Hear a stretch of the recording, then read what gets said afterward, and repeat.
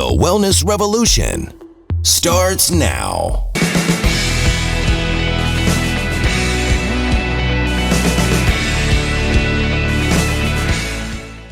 Hello, this is Dr. Steve Hotze, and welcome to Dr. Hotze's Wellness Revolution. I do believe that every one of you needs to have a physician and a staff of professionals who can coach you on a path of health and wellness naturally. So as you mature, you got energy, vitality, and you have enthusiasm for life. Today, I want to discuss with you a very important topic that affects a large percentage, probably a majority of Americans, particularly women, as they march through their menstrual life, and that's the issue of hypothyroidism, or low thyroid levels, not just in the blood, but within the cells. The thyroid gland is located in the neck. It's shaped like a monarch butterfly, and it produces thyroid hormones. It produces two particular thyroid hormones, one called T4. That's a thyroid hormone, if this is the thyroid hormone, with 4 iodine atoms attached to it. 94% of all the thyroid hormone produced by the gland is T4. It also produces the thyroid hormone T3. That's the thyroid atom or the thyroid molecule with 3 iodine atoms. That's the active thyroid hormone. The T4 has to be secreted into the blood, and then it has to enter the cells. And in the cells, there is an enzyme that cleaves off one of the iodine atoms, converting it to the active thyroid hormone T3. That's what's important. That's like a spark plug that activates the power plant within your cells. The power plant within every cell is called the mitochondria. You might remember that from high school biology. It produces, the mitochondria, the power plant produces electrical energy, and that electrical energy is then transported by a molecule called adenosine triphosphate, or ATP, to various biochemical reactions within the cell that gives the cells biochemical reactions the energy to function. And when the cells have enough electrical current in them, they function well, and the organs in which those cells live function well. Well, symptoms of low thyroid are as follows. Most commonly, people complain of fatigue. They're tired. They're sick and tired, and they're sick and tired of being sick and tired. They go to bed at night and wake up tired. They're tired all day long. They may, and commonly, have difficulty losing weight. They also may have cold sensitivities. Their hands and feet are cold. They have cold intolerance. I've even had some individuals come in and they have to wear sweaters even during the summer. When it's 100 degrees outside, they still feel chilled. Because the thyroid hormone enables the cells to produce and use energy, it governs our body's metabolism, which is our energy production. So if you have low energy production, your cells aren't going to work as well. That's why people with low thyroid also complain of an inability to really focus or think clearly. They have an inability to concentrate. I often hear it described by women as, I've got brain fog. And often it causes mood swings. It can cause irritability. It can cause depression. A very common feature of low thyroid is depression. It also causes joint and muscle aches and pains. People with low thyroid condition often have sluggish bowel functions. I've had a common question a doctor asks you, well, how regularly do you have your bowel functions? I've had people tell me, well, I have them regularly every 2 to 3 days. Well, that's not healthy. And that's one of the reasons we have a high incidence of colon cancer in the population, because people don't eliminate regularly. You should have a bowel function every time you eat. Your bowel should move. And most people say, well, that seems strange. And it is strange to people because their bowels aren't functioning right because they're sluggish. It also can cause hormonal problems. Particularly, we see this in women as they march through their menstrual life. Their hormones can adversely affect the ability of the thyroid hormone to be assimilated into the cells. They have a condition which is called estrogen dominance. In a normal menstrual cycle, which would be every 28 days, once a woman sloughs the inner lining of the womb and has her period, she begins to make estrogen. Estrogen hormones proliferate the inner lining of the womb. Mid-cycle, on day 14, a woman would ovulate. She'd give off an egg. And in that area where the egg is given off, called the corpus luteum, that area of the ovary produces progesterone. Progesterone matures the inner lining of the womb and it prepares it for a pregnancy. If no pregnancy occurs, then the hormones inevitably decline because the ovary quits producing them. You slough the inner lining of the womb and you start over again. Well, as women march through their menstrual life, they get what is called estrogen dominance. Oftentimes, women don't produce enough progesterone after they ovulate, and they don't have a proper balance between estrogen and progesterone, so the estrogen dominates, and this is manifested by a change in the menstrual cycles. Routinely, a woman, when she has normal cycles, when she's younger, will have them for 3 days to 5 days. They'll be mild. She may have a little cramping, but as she moves through her menstrual life and the estrogen hormones dominate, and she doesn't produce enough progesterone, then the menstrual periods become heavier. They may last 5 to 7 days. And then as she gets older, 7 to 9 days, and then it has severe heavy bleeding, we call menorrhagia, and then they get breakthrough bleeding. And then they oftentimes will develop fibroid tumors. They go to the physician, their OB-GYN, and he goes, well, I can solve that problem. We'll just cut out your uterus. That will stop the bleeding, but that doesn't stop the imbalance in the hormones. That can be prevented by using natural progesterone as a woman begins to have the symptoms of dysfunctional uterine bleeding and the symptoms of premenstrual symptoms, the mood swings, the weight gain, the breast tenderness, the headaches. All these begin to manifest themselves as a woman has estrogen dominance. Now, when a woman is estrogen dominant, that stimulates the liver to produce thyroid binding globulins. These are proteins that latch on to the thyroid hormone, so it can't be assimilated properly in the cells. So women, as they march through their menstrual life, invariably will have these symptoms of low thyroid. So and another thing we see in women with low thyroid condition is a problem with fertility and inability to become fertile. We have numerous guests of ours, female guests, that have come here after they've gone through infertility treatment. They call it infertility treatment because only 25% of the women that go through infertility treatment ever become pregnant. And the reason they don't become pregnant is because they have an abnormal imbalance in their hormones, estrogen and progesterone, which also adversely affects their ability to utilize thyroid hormones.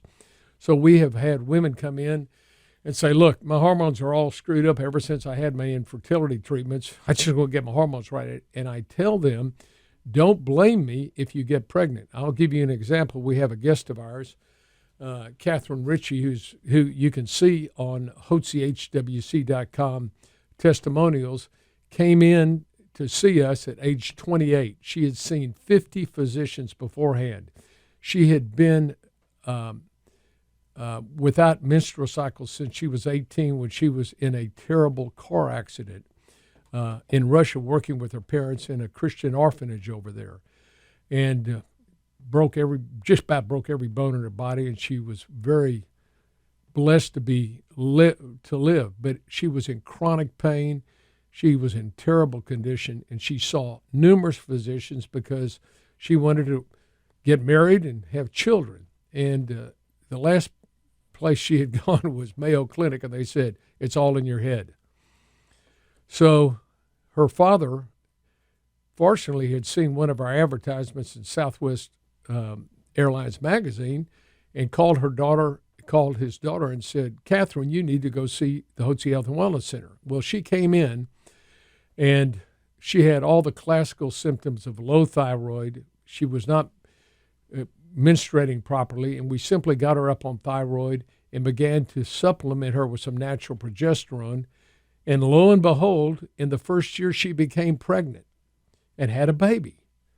And she went to celebrate this child with her husband at a lovely resort in Colorado Springs, the Broadmoor, and she was starting to feel nauseated and sick.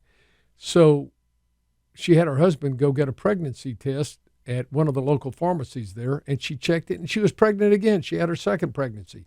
Catherine has now had 5 children when she was told she would never, ever be able to have children again by literally scores of physicians across the country. This is just one example of the powerful effects that thyroid hormone can have on fertility. Thyroid hormones can also, low thyroid hormone condition can also cause a loss of the lateral third of the eyebrows, loss of the eyelashes, an enlarged tongue that has scalloping effect because the tongue enlarges, it bumps up against the teeth, and they get scalloped across the borders of the tongue. It can cause hair loss in women. It causes loss of hair under the arms. It can cause loss of hair on the legs, both in males and females. It causes puffiness due to fluid retention, and because it causes the body to produce this edema is called mixed edema. It's kind of a fatty edema that is in the skin, and you can punch on it, it won't leave a mark, but it's just puffiness due to the storage of this mixed edematous material underneath the skin. So women, when they have, and men, when they have these problems, often go see their local primary care physician. And they have looked online commonly and looked under these conditions, and it often points that they have the symptoms of low thyroid, hypothyroidism. They go to the physician and they go, "Doc, do you think I could possibly have low thyroid?" "Why do you think you have low thyroid?" They'll say. "Well, I've got all these symptoms." He says, "Well, all my women have those symptoms at your age. That's just what happens as you age." "Well, could you do a thyroid test?" "Well, it's going to cost you extra because it's not going to be paid for by your insurance." "Well, whatever you have to do," they say, "just draw my blood. I'm sure that I've got these symptoms and it must be low thyroid." "Well, it's not, but we'll draw your blood anyway." And they draw the blood. And then what happens, the patient often waits for a word back from the doctor's office, days, weeks. Finally, they call in and say, "Could I please talk to somebody and get the result of my blood test?" And Nurse Betty will call back up and say, "Well, I've got good news for you. Your thyroid hormones are in the normal range." She goes, "Oh, gosh, I was sure that I had low thyroid."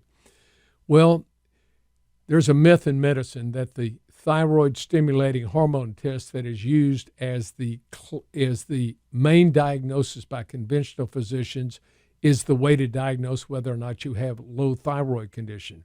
Remember, the thyroid stimulating hormone test, TSH, is a test that measures the thyroid stimulating hormone produced by the pituitary gland. If a gland isn't making enough thyroid hormone, then the pituitary gland will tell the thyroid gland by sending a messenger called the thyroid stimulating hormone to stimulate the thyroid gland to produce more thyroid hormone. And what then happens is the thyroid gland will enlarge and supposedly produce more thyroid hormone. Think of it like this. The pituitary gland is like the jockey, and the thyroid stimulating hormone is like the whip. The thyroid gland is like the horse, and you're in a horse race, and the jockey wants the horse to go faster, so he produces that whip and starts whipping the horse. Well, that's the thyroid stimulating hormone. And in classical, and we do see this in some patients, in classical patients, they'll get elevated TSH levels, which is indicative that the thyroid gland is not functioning right. And the thyroid gland will often be enlarged, and that's called a goiter, Goiter. So you go to the doctor, you've got the symptoms of low thyroid, and they say, "Well, your TSH is normal." That must mean your thyroid gland is normal. No, it doesn't. Because the thyroid hormones that are secreted by the thyroid gland must enter the cells and be converted from the inactive T4 thyroid hormone to the active T3. That requires a deiodinase enzyme to cleave off that one thyroid atom. But guess what? There's a chemical that we commonly drink every day in our water, and that's in almost all toothpaste products, and that's called fluoride. Fluoride is a halogen. If you remember your chemical chart from high school, the periodic table, there's a certain part of that table called the halogens. That contains iodine, chloride, bromide, fluoride, and several other products or chemical atoms. And they all are related to one another. So when a person takes drinks fluoride in the water, and it's in 70% of the water in America, and when they take fluoride in their toothpaste, that fluoride poisons the deiodinase enzyme, so it can't convert T4 to T3. You must simply get yourself on a reverse osmosis system if you're drinking water, and you must eliminate the common toothpaste that you use that contain fluoride. If you go and look at your toothpaste, on the side of the box and on the side of the tube, it will say, warning. There's a warning label. If you ingest this toothpaste in a larger amount than you put on your toothbrush, immediately contact poison control or contact your physician. Now, why would they have that label on the toothpaste? Toothpaste without thyroid hormone, like toothpaste we sell here at the Hotze Health and Wellness Center, is free of fluoride. It has no warning label on it. Fluoride is a poisonous chemical to the body. Now, in America, we began using fluoride in the toothpaste back in the in the water in the 1960s. There's a big argument and a lot of controversy about adding fluoride to the water. But they did, saying, well, that's going to help people get less cavities, these youngsters. Well, in Europe, they banned fluoride treatment. In 1960, 18% of the American population was obese, and half of that, 16% were obese, 8% were overweight. Now, in our current day and time, 70% of our population is overweight. 70% is overweight and 35% are obese. And I need to go back. In 1960, it was 16% were overweight and 8% were obese. In Europe, currently, the overweight part of the population is just still 16%, and only 8% are obese. They don't use fluoride. There's a correlation between the use of fluoride and obesity in America that they don't have in Europe. So I want to recommend that you eliminate fluoride because that adversely affects your cells. So you can your cell's ability to utilize the active thyroid hormone that activates the mitochondria that produces the electrical energy that drives your cells, that drives all the organs. So when you get a blood test on thyroid stimulating hormone and your doctor says, well, it's in the normal range, well, here's how they determine the normal range. The doctor doesn't determine, the lab does. They take the last tests that were done from the previous week, and it's thousands of tests, and they get an average of everybody's average level. It's like a bell-shaped curve. Right in the middle of the bell-shaped curve is the average or the mean. Then they apply a statistical term called 2 standard deviations from that, both high and low. That gives them the bell-shaped curve. 95% of the people fall within that range. The normal range on the thyroid stimulating hormone TSH is as tall as the Empire State Building, as wide as the Grand Canyon. So when you were young, you may have produced thyroid hormones in a optimal range, but as you age, your thyroid hormones decline, and they still may be within the normal range, but they may decline by as much as 50, 60, or 70%. and you go to the doctor, he says, well, you're in the low range, but you're still within the range, so you don't need thyroid hormone. Conventional doctors, when they treat for thyroid, will use a product called Synthroid or levothyroxine, which is only the inactive T4 thyroid hormone. We have seen thousands of guests have come here to the Hotze Health and Wellness Center who have been on synthetic thyroid hormone, who still have all the signs and symptoms of low thyroid. And they go back to their doctor, and they tell them, I still have all the symptoms. And he goes, well, your thyroid is normal now. Stay on the Synthroid. And they adjust it, but it doesn't solve the problem because it has to be converted to T3, and it's the inactive thyroid hormone T4. At the Hotze Health and Wellness Center, we use bioidentical natural thyroid hormones that contain both T3 and T4, and it's derived from pork. And the pork thyroid hormone contains a larger percentage of T3, about 20% is T3 and about 80% is T4, and the T3 is the active hormone. If we get our guests off their fluoride and put them on the thyroid hormone, then that stimulates energy production within the cell. Now, all of a sudden, the cells, instead of running at a low voltage, they're running at high voltage. And the patient then becomes a live wire again, and they feel good, and they get their energy back. They begin to be able to lose weight. They can think clearly.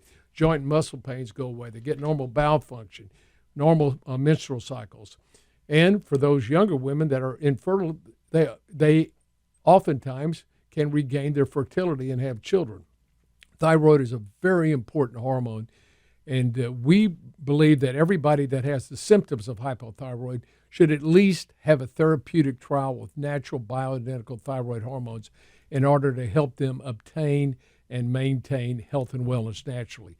Hope this has helped you understand the importance of thyroid hormone replenishment therapy, and a large majority of the American population, particularly in women, although it occurs in men as well, will have problems with low thyroid. If you'd like us to help you, please don't hesitate to call us here at the Hotze Health and Wellness Center. The number's on the line. Thanks so much for joining me today.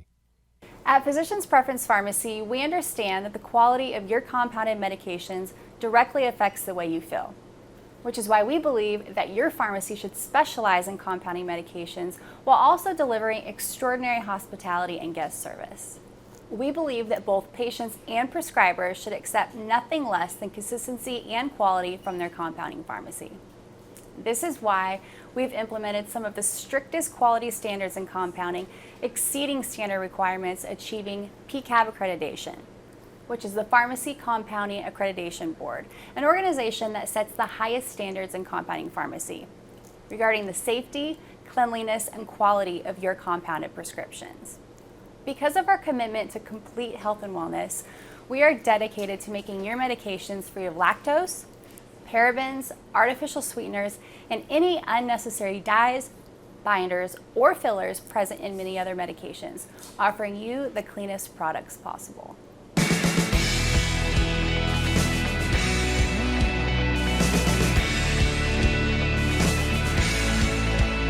Information provided on this program is neither intended nor implied to be a substitute for professional medical advice and is not intended to replace the services of a physician, nor does it constitute a doctor-patient relationship. You should not use information from this radio program to diagnose or treat a health problem or disease without consulting with a qualified healthcare provider. If you have or suspect you have an urgent medical problem, promptly contact a professional healthcare provider or call 911. Dr. Hotze's Wellness Revolution advises you to always seek the advice of a physician or other qualified health provider prior to starting any new treatment or with any questions you may have regarding a medical condition. Any application of the recommendations from this program is at the listener's discretion.